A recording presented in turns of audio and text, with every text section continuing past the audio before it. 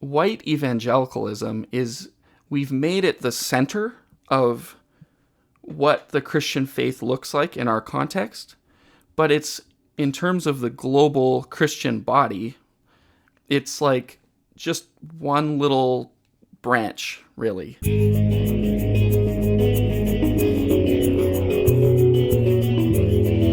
What's up, y'all? Episode 3, Faith in the Fresh Vibe podcast. I am Rohadi coming at you from Treaty 7 Lands in Calgary, Alberta, Canada. I have a special guest here that goes by the Decolonized Christian. Where have you heard that before? Well, you need to check it out on Instagram, the_decolonized_Christian with nearly 30,000 followers, exposing the church's colonial past from an anti-colonial perspective. This episode includes the voice behind the account and the story that shaped and formed a lot of his thinking today. I believe that white folks, what's up, white folks, you're going to pull in some of your own interest and experiences with the Decolonized Christian in this episode.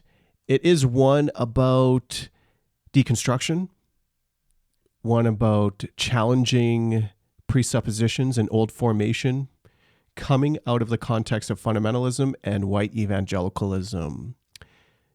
His story doesn't take him out, however. He still remains within the institution, but is in tension. I think that's the story of many folks who don't know how to balance a lot of the tensions. Often you walk away from your faith. That's an option. And then there's some who are at odds with what's going on in-house, but they're not ready to give up the relationships that are there. Are there pathways unto deconstruction? Other than my book, of course. Forthcoming book, When We Belong, Spring-Summer 2022. Check that out. In the show notes, you will find the link to the Instagram account. You'll also find ways you can support this podcast. Visit rohadi.com. Look in the top right corner for the link towards support, and you can find out different ways. The easiest one is to just sign up for the free newsletter that comes out once a month. These podcasts come out maybe 2 or 3 times a year, and I try to bring on some guests to share ideas around reimagining the Christian faith in a modern world. It's a challenge towards presuppositions around justice and new formation unto anti-racist discipleship, if we want to use that term, or just new formation towards a Christian faith that matters in this day and age. This is about an hour long, and I didn't cut it into 2 because I just felt our conversation flowed from an introduction into the decolonized Christian and his story. It will resonate with yours if you grew up in the church, and then we kind of just take a linear approach in the work towards dismantling old voices. So we're going to jump straight in and begin with the questions and the exploration.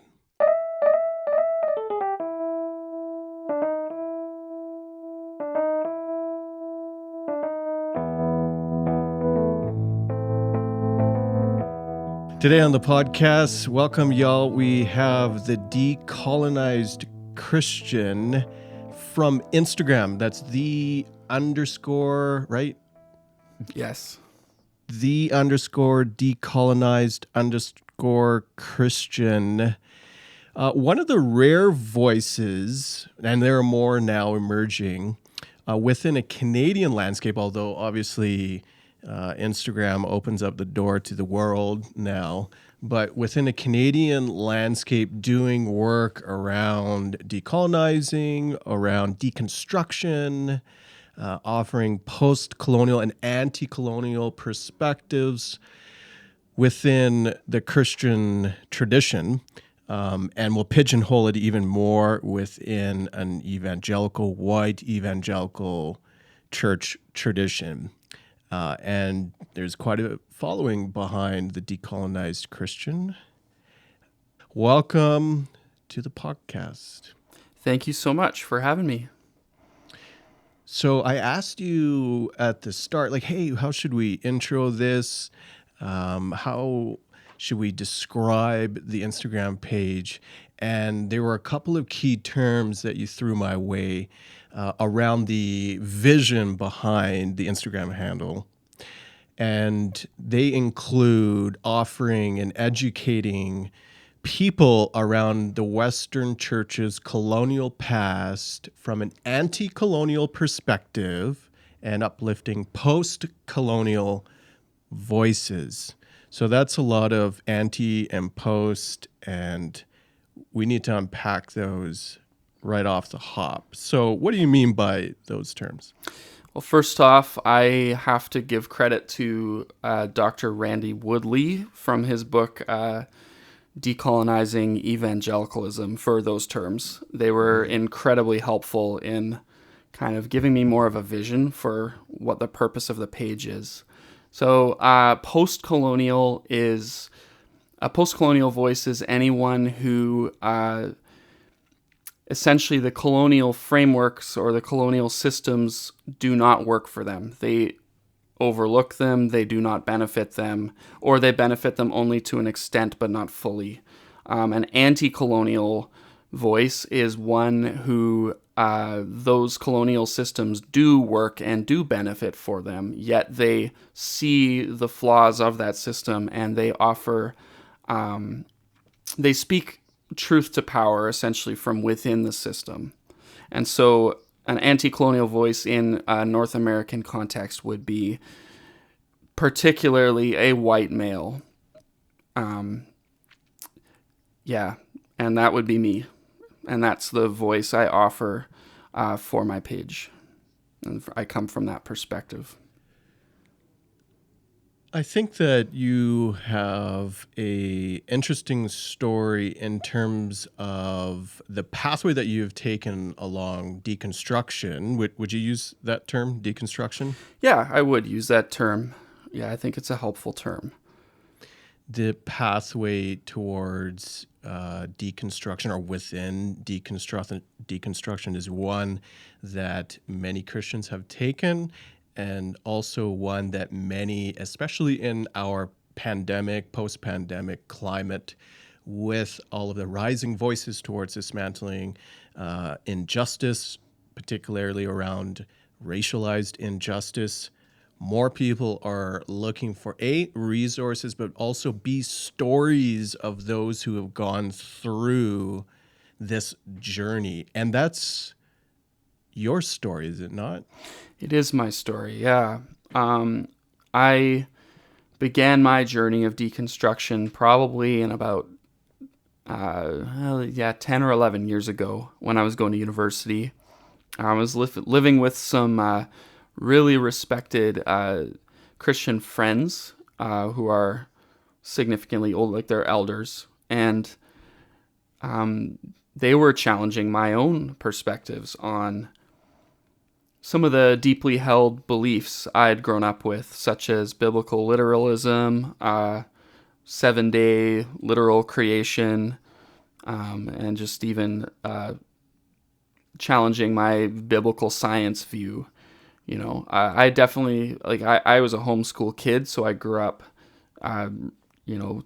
reading Christian textbooks and studying Christian science and all that stuff. And I was deeply entrenched in that world and in that perspective. And it really kind of was surprising for me. I was honestly shocked to find Christians who loved God, deeply loved God and served him, and were in ministry even, and yet believed in old earth or even evolution, and just had different perspectives. I didn't know those two things could go hand in hand. And that started me on a whole long, kind of lifelong process. In that time, I went to Bible college, to a couple different schools, and I was training to be a pastor, training to go into ministry myself, and I started to learn from other perspectives. And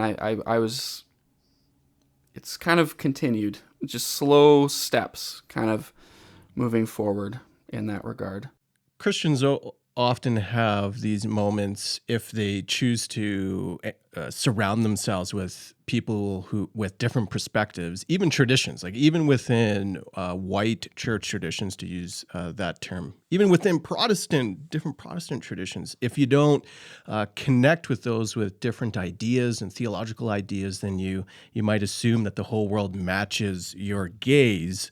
But when you do unlock that, you're kind of given a choice of whether you accept that as a possibility or completely reject it and assume that your mode of truth is the only truth. I remember one of many moments. Of course, I think there are many moments.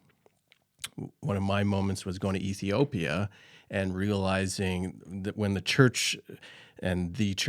West and the East split, it was because the Ethiopian church had a particular way of viewing God and Jesus, and that was rejected now by the growing influence of Rome, and they split. And when I was in Ethiopia, it just struck me that tens of millions of Ethiopian Christians who were the second state, the second country to officially Christianize before Constantinople, are they wrong? Was I asking myself back then? Were they wrong? Like, could tens of millions of Christians be completely wrong? Or is my picture of how big God is too small? You encountered some different ideas within the same, like within the evangelical tradition. And what was it then that flipped the switch and said, these might be possibilities? Well, I mean, going to school and learning about the actual science, I was in a geography course and we were studying, it was in Saskatchewan. So we were looking at the Saskatchewan River and how the way it meanders, it's like how it's kind of formed lakes over time because it'll through erosion wind around kind of like a snake, and then after erosion, after a certain point in time, it'll cut through and it'll form a lake kind of where it used to go around the bend. But of course this process happens over millions of years, and like the science was just irrefutable. And I was working at a park at the time that was one of those lakes off of the river, and I was like, I can't deny kind of what took place here. And I think I started to realize, I grew up with a framework that was very controlling. It was very kind of within a box. It had God figured out, and it said that those who don't believe like we do aren't really Christians. And then you kind of leave home and you go and you meet other people and you see, I'm going to use this very cliche biblical example, but you see the fruit. You see their fruit is good fruit. And you see that they love God and they love people, and they, you see the Holy Spirit presence and working in their life, and yet they don't believe the same things I believe. And I think it was a huge shift in perspective and worldview for me, going from kind of this is the way it is to like, maybe the more I learn about God, maybe the point is that the more I learn about God, the more I realize I don't know about God. And I think that sparked a curiosity in me. And I think that was more what my experience was a curiosity of like stepping beyond and learning and growing in that way. And I've always tried to stay curious. I've always tried to ask questions. And I think that's a lot of what kind of I think most of the people who are listening to this podcast are those who have done some of the work where they have become alert to a new way of thinking or being. I wonder what that process looks like. And by the way, like, kudos, because I don't think everyone coming out of conservative or fundamentalist Christianity would tip into curiosity. You typically are protecting what beliefs you've grown up with. And that just perpetuates an insular cycle, I think. So for you to flip the switch into curiosity, that's a big step. So I think most of the listeners in this podcast would be in that space. That switch, that alertness, that awareness has now developed. But where you go from there is now the problem. The problem, or perhaps the journey, in that I don't know where to go next, or I leave the faith entirely because it stops making sense. My belief systems have been shattered, and there's probably many things that are incongruent, particularly around social justice, injustice, and so forth. It's easier to leave if there's no pathway. Okay, so why didn't you leave? And what did that journey look like in terms of reframing your faith? Because was there a moment where everything kind of looked like I'm standing at the edge of the abyss of my faith, where everything that I practically knew of before I call into question, and now you're at the fork in the road? Yeah. Was that an experience you Yeah, had? there was moments for sure. They were sporadically kind of interspersed moments. They weren't like, it wasn't like a moment where I was looking down the cliff or something. But there was moments, and I think I had to make choices along the way. It's like I could keep going into a direction that I knew would lead me towards non-belief or towards just wanting to walk away. It's not even non-belief. It's, I always have loved Christ. I've always wanted to follow Christ, but there's been moments where I've been so just infuriated by what I see take place in the church that I have wanted to, and I still have those moments, if I'm being honest. I definitely have those moments from time to time. But I think and this goes back to the curiosity and the perspective shift, is when I started learning and doing more of my own reading and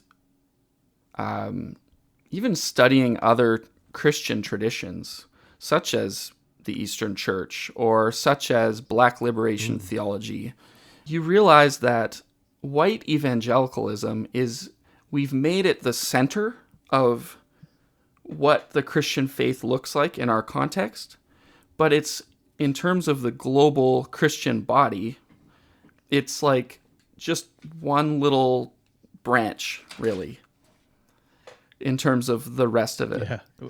One tiny branch with very little history. And and then you start reading about the history or learning about the history of these other traditions, and you're like, oh my goodness, like, so these ideas that I'm questioning, or these beliefs that I'm now leaning towards, are actually like orthodox beliefs. They're not progressive at all. They're like so rooted in tradition.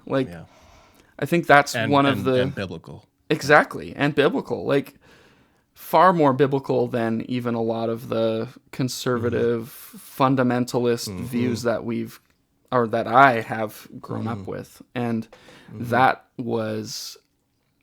it's that shift, and it's realizing that white fundamentalist evangelicalism needs to be decentered.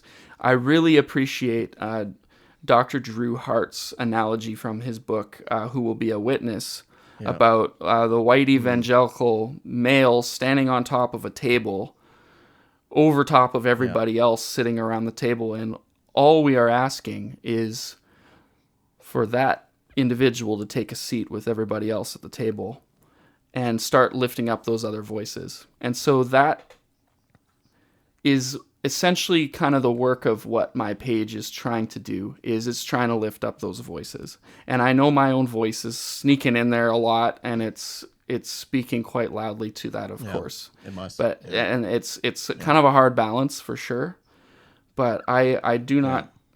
I try not to quote myself too much, and I try to lift up as many voices as possible and try to bring in those other theological perspectives and tie things into, just the broader Christian community. Shout out to Dr. Drew Hart, who we had on the podcast. We were talking about that analogy too, because we were in a bar in Montreal when he was sharing that story about the tables using the bar stools as the example. And I can't remember if I did this in my head or my response was like, we don't, like, you can come off the center of the table, right? But we're at a new table. We're not trying to redeem these old tables.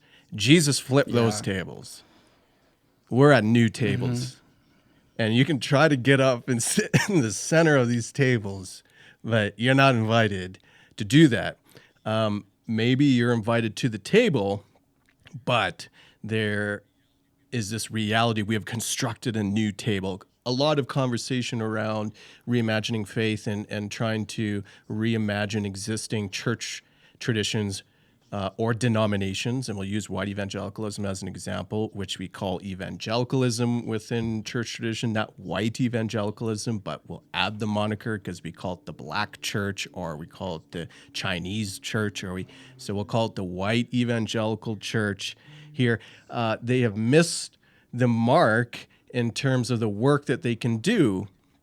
And when it comes to decentering, I would add one thing to your idea there in terms of decentering the white church, and one that doesn't have a ton of history behind it, although many stretch into the Reformation period, of course, is that tiny branch is unlike others because, and we could use the Catholic Church as an example too, which is much broader, of course.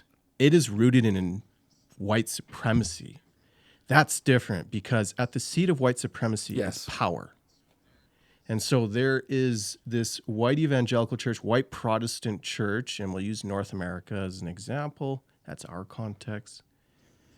The difference is that this church is rooted in white supremacy and rooted in the power systems that affords. And that's very different. I think in our white circles, we have done so much harm and caused so much damage to those that we have colonized.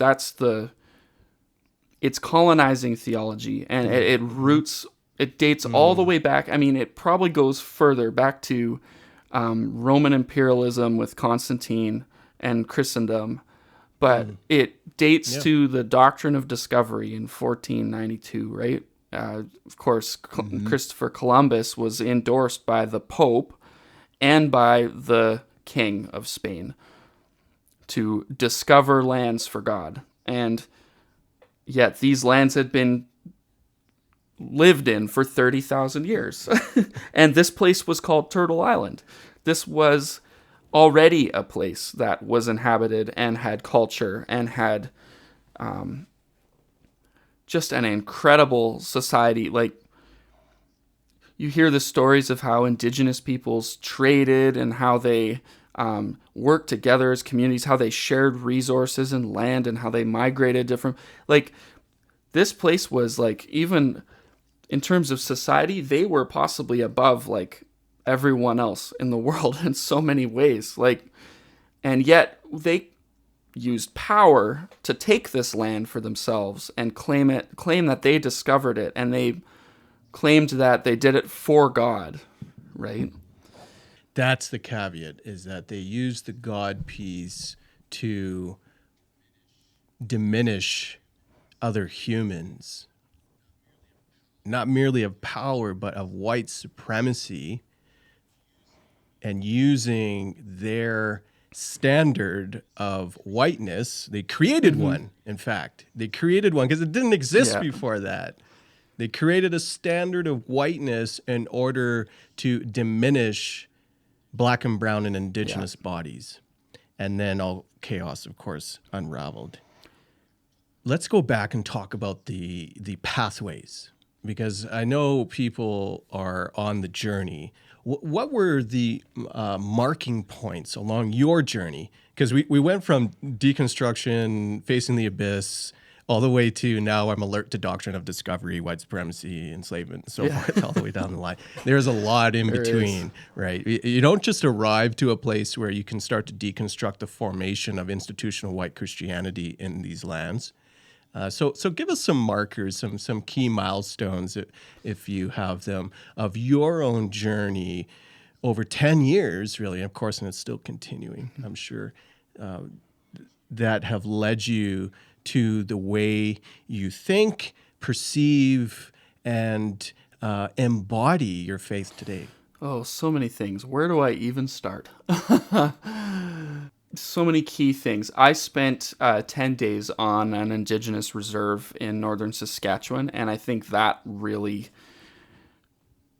just that experience alone, it can't not change you. Like, it's, when you see the poverty and you see, like, just the systemic injustice at play, and just the lack of resources that they have, like, things like clean drinking water or, teachers to teach at the schools, you start asking some pretty big questions, like what's going on, right? And so that was one experience for me. I spent 10 days, and that kind of led me on a journey to want to learn more about just what we have done to Indigenous people in our country. And I think before that time, I was pretty ignorant. Like, and I'd say in a lot of ways, like until only a few years ago, I was very ignorant still. I have my own ideas and my own kind of like preconceived just beliefs around how to fix them, or how, you know what I'm saying? Like that kind of, that's again colonizer language, right? How do we fix somebody? That's exactly what the Indian Act does. Is it uses that kind of language, and so I've had to learn to see that within myself. But that was kind of a catalyzing event for me, spending that amount of time on a reserve. Another big one, and I'm sure a lot of people will relate to this, was Trump's election in 2016. Experiencing a lot of, at least a lot of my white friends, this kind of started it for them. But seeing... Like a good or bad thing? Was it like, yeah, my boy's in, or was it like, yeah, oh God, well, so, what is happening?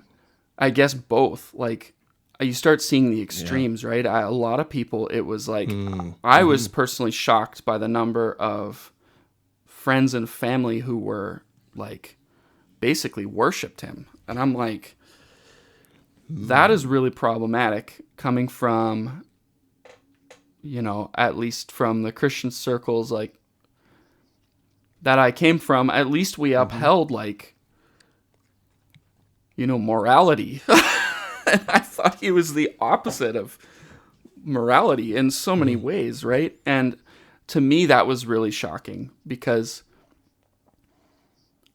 it just seemed incredibly hypocritical to write off somebody like Bill Clinton for having an affair, but then ignoring a man who has had multiple affairs and is calling women terrible things and saying awful things literally on camera for the whole world to see, and yet they just claim that they're just going to have grace for him. And I'm like, that was very, very revealing. I think there was something very apocalyptic about Trump's election for our world. I honestly think that it was at that point that we saw, the world saw, the state of where white evangelicalism has become. Like how deeply entrenched and embedded it is in white supremacy.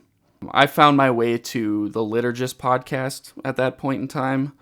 I found them super helpful. Dr. Hillary McBride is from my area, and she was one of the hosts of the podcast. And as a therapist. My wife's a therapist as well. And, I just, there's something really just helpful and grounding. And they were making space for doubt and for wrestling, kind of through that process.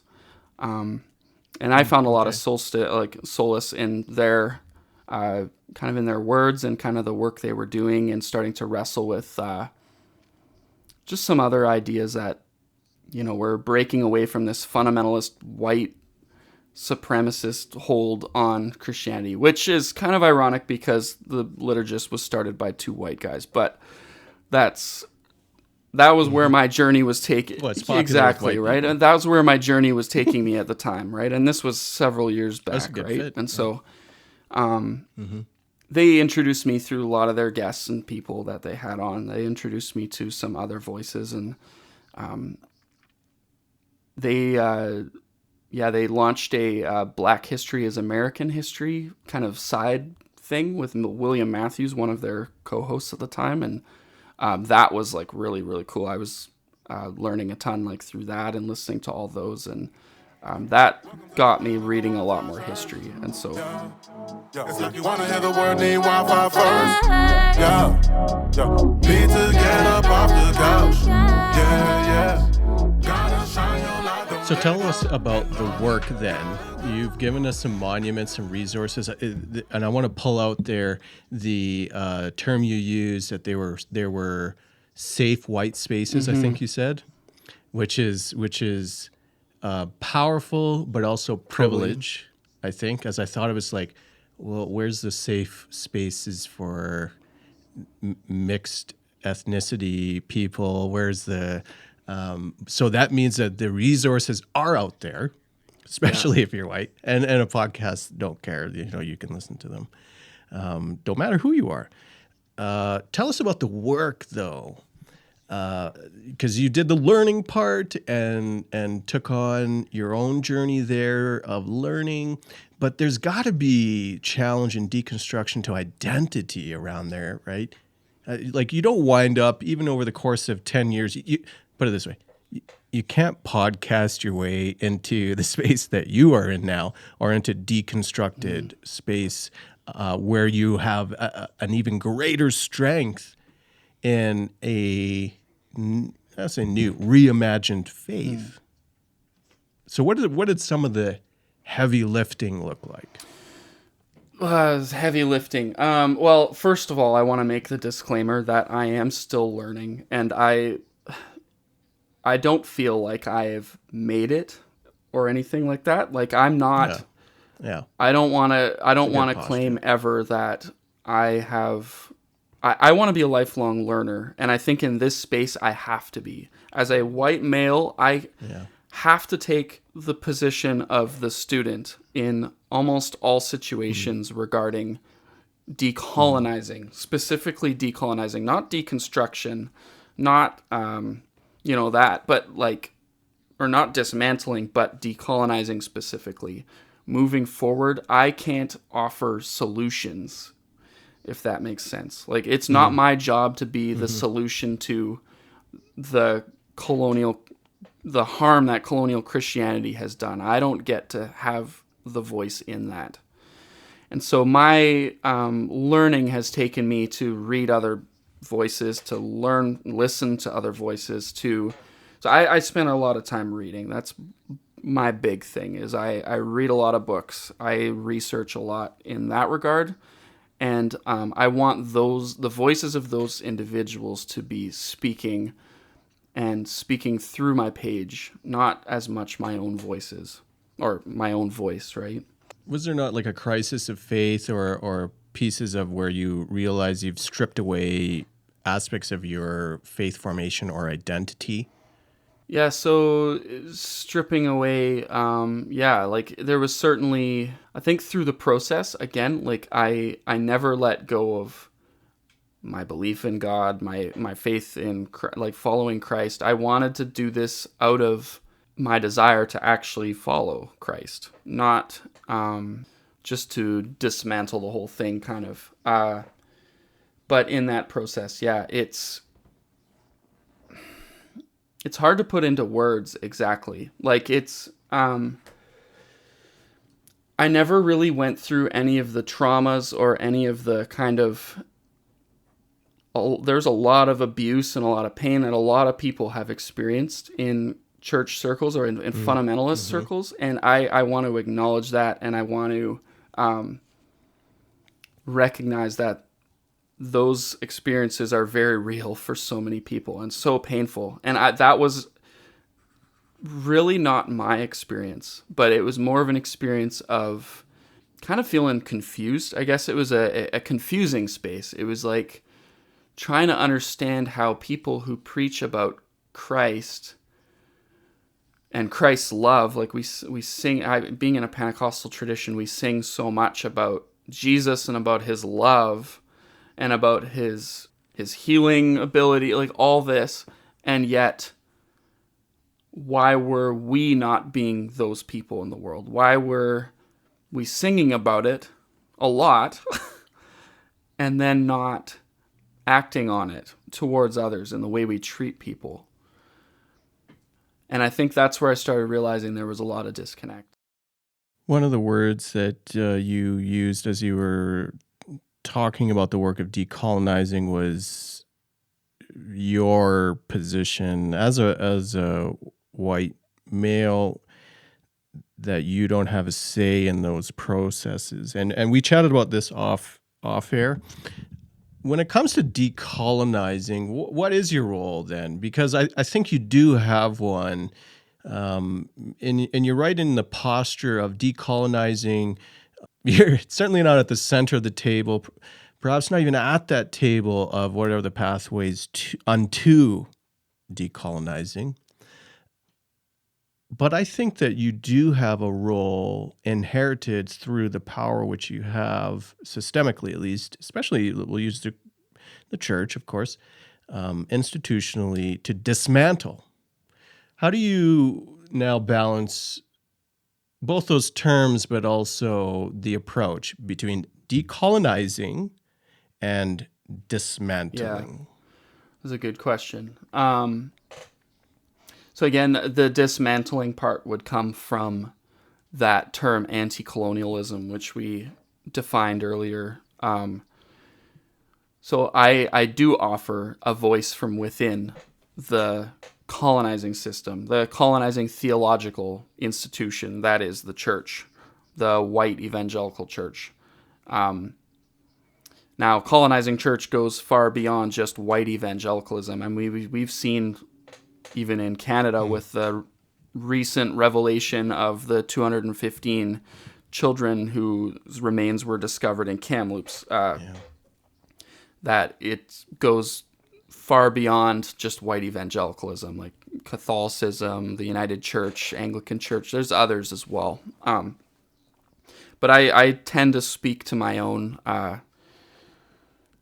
I sort of try to stay in my lane in terms of kind of where I come from, but I do critique white evangelicalism quite a bit. But the fine line would be on my page, like the goal is to enhance those post-colonial voices, those people who speak from outside of white evangelicalism and who have experienced the boot of white supremacy on their necks, right? That is kind of the space that I'm at least attempting to create. And yet, of course, my voice, like we said, does come through. I post a lot in the captions and in my stories and different things. But my thoughts are usually... they're formed or they are kind of shaped by the individual I've quoted or by what I'm learning from post-colonial voices, if that makes any sense. When it comes to result, however, as you juxtapose those two things, dismantling, doesn't it mean to dismantle? So are you looking for a result just in individuals and their journey of deconstruction?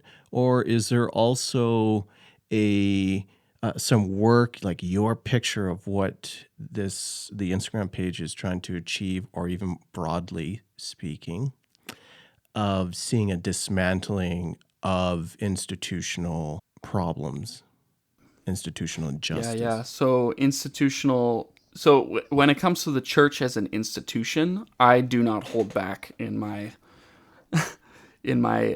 I think there's so much about the institutional church that does need dismantling. And one of the things Mm-hmm. I've been saying recently is our white churches buildings exist in Canada, at least, on stolen land.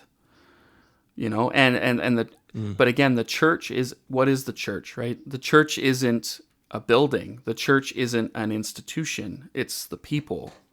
And so I think with part of my dismantling is I'm actually just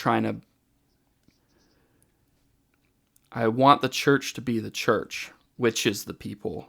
The Mm. people, a community of people for people, not overlooking people, but a community that loves God, loves neighbor, that lives as Christ in the world. And it doesn't need to be an institution, or it shouldn't be an institution. And I think it's becomes the institution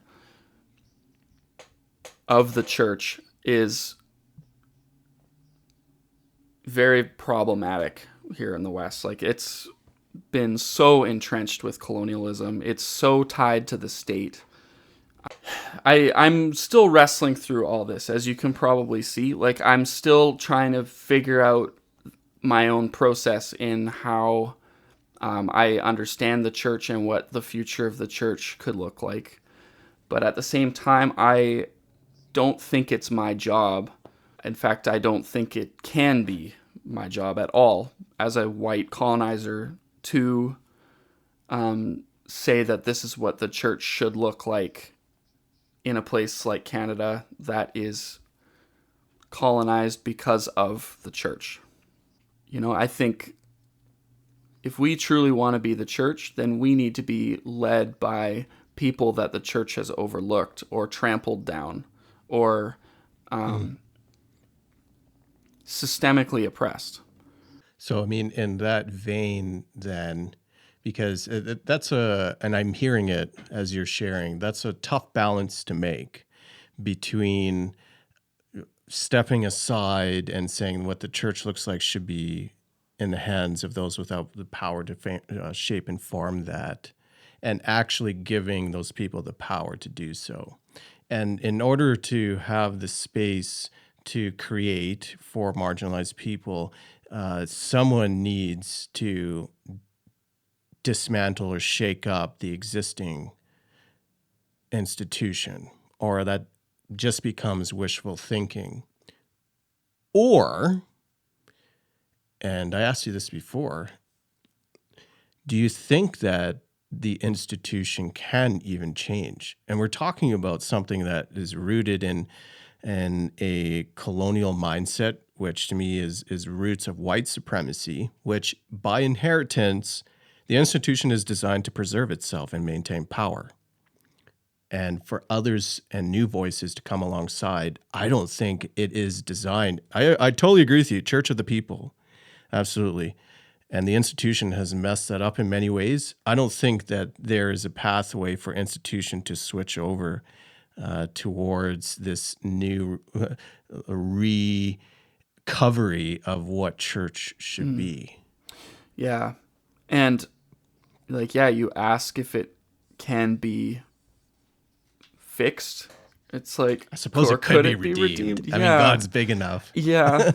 God's big enough to redeem. Like, I don't have vision for that because it's always been just chaos and banging my head against the wall in terms of because white supremacy is so big and power is so big. So, okay, God could, but I just haven't seen it, and I haven't seen good examples of that, I should say. And evangelicals are the worst, by the way, at that. So I'm skeptical that it can happen. Yeah. And my answer to that question too is I don't know. Like, I honestly, Some days I think it can be, but there's other days I'll just use this example. Like, I'm reading a book called God of the Oppressed by James Cone right now. And he talks about the Christianity. It's on the shelf. Oh, yeah. He talks about the Christianity of the oppressed, or of the slaves, right? And then the Christianity of the slaveholders. And they're two totally different things. Like, one is clearly antichrist. Like, if we want to talk about what, it is completely opposite of everything Christ stands for. The liberating message of Christ, who was a colonized Jew living under Roman occupation. He, to use Christ to oppress people or to control them is like completely antithetical to the gospel. Antichrist is, and and I think that's what the book of Revelation completely is warning the church about. It's like, if you get caught up in imperialism, if you get caught up in beastly economics, that is your doom. You are going to destroy. You are going to make Earth a living hell. Yeah. And that's exactly what's happened. And so, how do you make something? How can something that is antichrist be redeemed? I don't know. I honestly, that is the question that keeps me up at night. But you also work within the tension of that as someone who you've remained within a white evangelical context. You still, I assume, see the hope. I hope. I hold and I cling on to hope.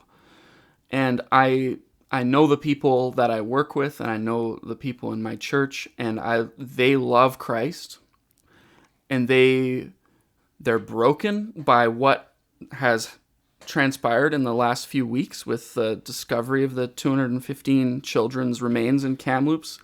They want to do better. There's an increasing number of white people that are disillusioned and are wanting a better way forward. They're starting to see how deeply antichrist the systemic colonial church is, right? They're starting to realize that something is off. That, I think, is the glimmer of hope I see. But yeah, whether the institution can be, I honestly, again, talking about the institution, and I think it's important to separate the church as the people from the church that has become the institution, because I think Christ is for the church, and I am for the church as people. But when it comes to institutions that have caused harm, that have caused trauma, that have literally been the root of genocide, it's hard to be willing to defend that institution. However, I'll press back. Those institutions aren't faceless corporations, and maybe they are faceless institutions in many respects, but that's too easy. And they were shaped and formed by people, and still are defended by the church, by people. And so we can't divest the two, I don't think, because it's the same people who have shaped and formed who are still in it now protecting it. And so in that regard, I don't think the institution can shift because of those reasons and because it's designed to self-preserve. And I also, however, echo your hope in that there are people who are yearning for better, deeper, better, something more just that is reflective of the throne and the foundation of God, that embodies Christ's hope to rescue and redeem all of creation. I believe that. I just think it has to come outside of the institution. And I'd love to echo Jared McKenna from the Inverse podcast. He works with Drew Hart as a co-host of the Inverse podcast, and he specifically, his field of study is in decolonial theology. And one of the things he talks about is for the good news of the gospel to truly be good news, it needs to be good news for all of creation. And that, I think, is kind of one of the key elements too of this whole conversation around decolonizing is, is our theology, is our practice in the world, is our institutions, is it good news for all creation? Is it good news for the environment?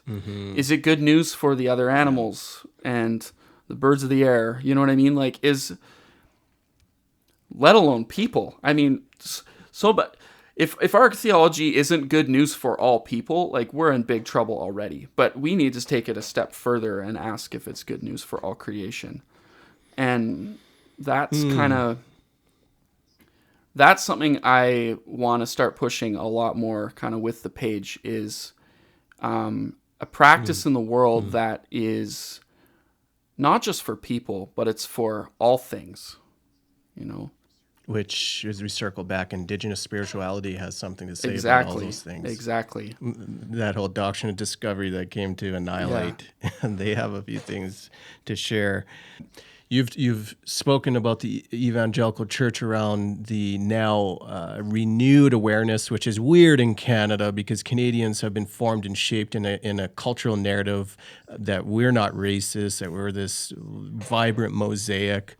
And as we become more alert, I think social media is partly to not blame, but to commend for raising awareness around these issues. But 215 children, which was the worst kept secret. There are 3,200 plus, if you read the Truth and Reconciliation Report, children, unmarked graves throughout Canada and counting.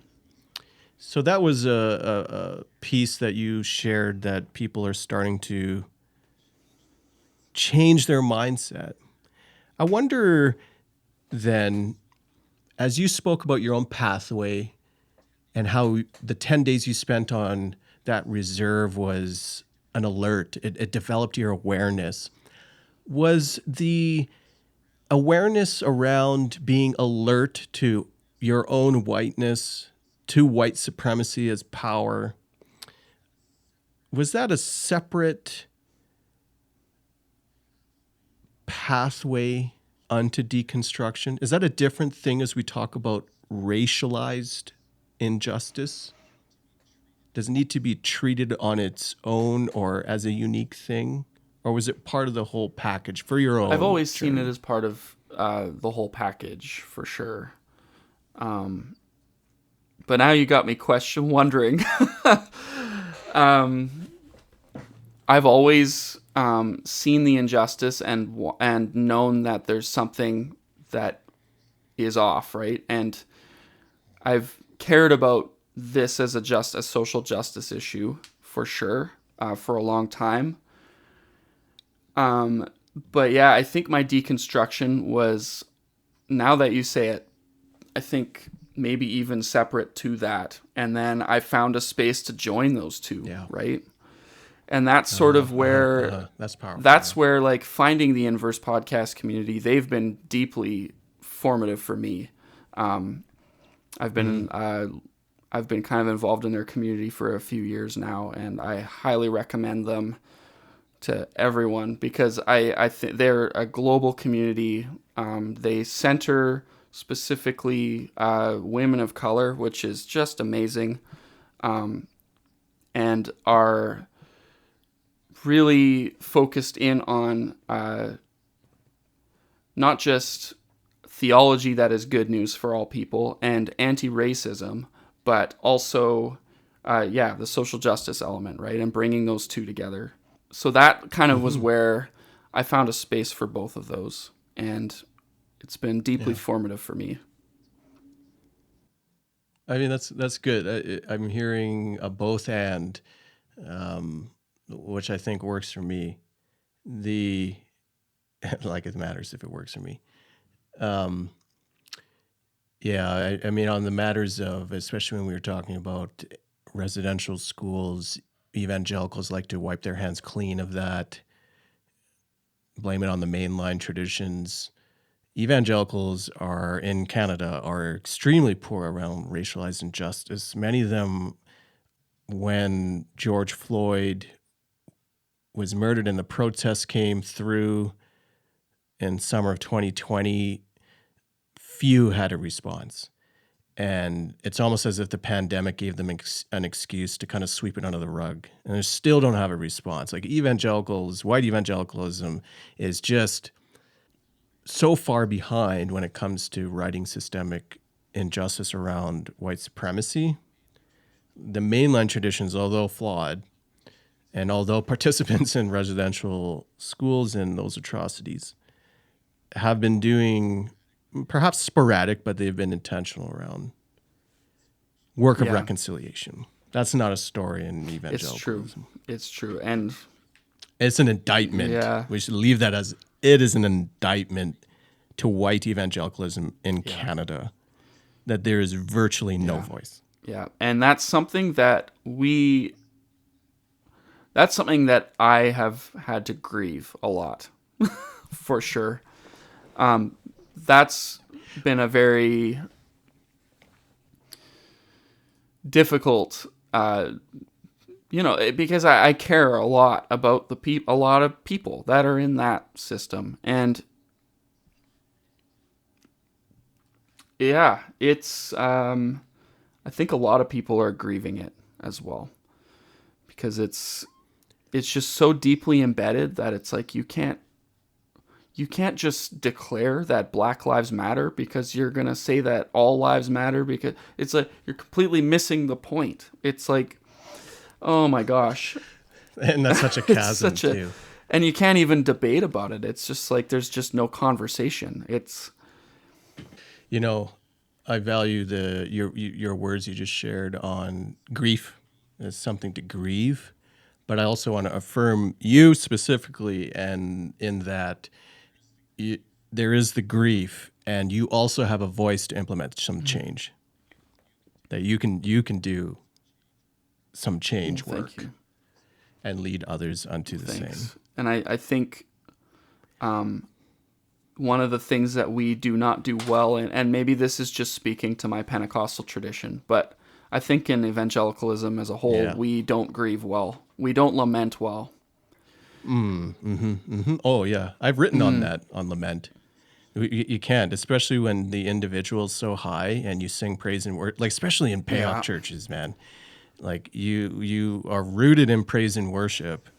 Like to sing a sad song, you can't even sing a sad song. And you want to talk about if we can do systemic lament?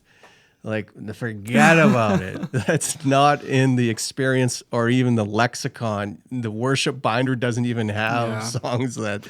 No, and forget it. That's an interesting. It's an interesting. I am a worship songwriter, so that's also an interesting kind of space I find myself in, and something that I am still passionate about, and that's something I'm like working towards, like kind of on my own, is like, how do we write songs that are not just laments, but like, dealing with the real stuff, dealing with the injustice. Like, how do we write songs that like address how anti-Christ the church has become? Like, that's kind of the headspace I'm in.